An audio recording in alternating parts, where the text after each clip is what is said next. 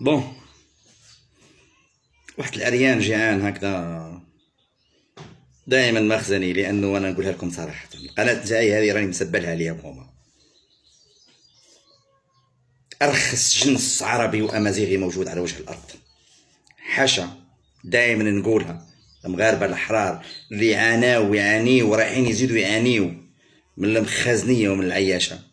لذلك انا نقول لكم نظفوا رواحكم، وزعما لي لايف نتاعهم راه رجعوا كل زعما يصوروا فيهم بخريطه التمديد، زعما بشار وتندوف، مرعوبين مساكن، مش مصدقين باللي كاينه ارض في الاحلام نتاعهم حابين يديوها. روحوا شوفوا الجهات تاع القنادسه وتاع ثوره القنادسه تاع المنطقه هذيك، كي كانوا جاهدوا، واش كانوا يسموا رواحهم؟ كانوا يسموا رواحهم جزائريين، ما كانوش يسموا رواحهم مغاربه. يا عرة ما خلق الله. روحوا اسالوا سكان وجده درك الساعه الفلانيه، قل لهم حابين تبقاو تابعين للمخزن نجوا للجزائر، يقول لك احنا جزائريين وحابين نجوا للجزائر، ولو انه كل واحد حر في دينه، في ديانته وفي حبه للوطن. انا لا احرض اي انسان. روحوا شوفوا تقريبا الاسئله اللي يطرحوها دائما الاعلام الاسباني في سبته وميلا، حابين ترجعوا للمخزن.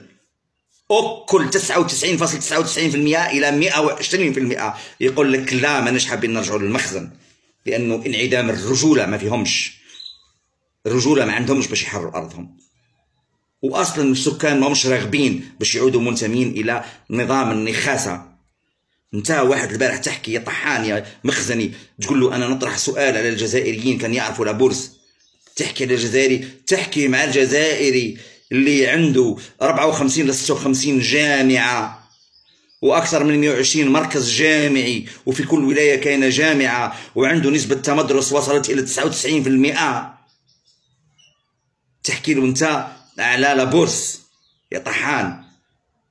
لعبها زعما عندك لابورس، ما عليش. واش درت بلابورس نتاعك؟ درت أنك حطيت روحك في أنك أصبحت من أكبر الدول المدانة في العالم، وباش تبرر المؤخرة نتاعك اللي غرقانة في الدين تقول أنه أكبر الدول في العالم مدانة، ولا أنت دولة ذات سيادة. كي جاك تاع الأفامي واقف قدام خنوش كي المرأة تزوج به لأنه لا يملك حق السيادة على وطنه. ما شفتش روحك؟ أصبحت حتى الخيانة، حتى الدعارة، حتى ارتباطهم بالصهاينة داروا له تبرير وجوه الشر هذم.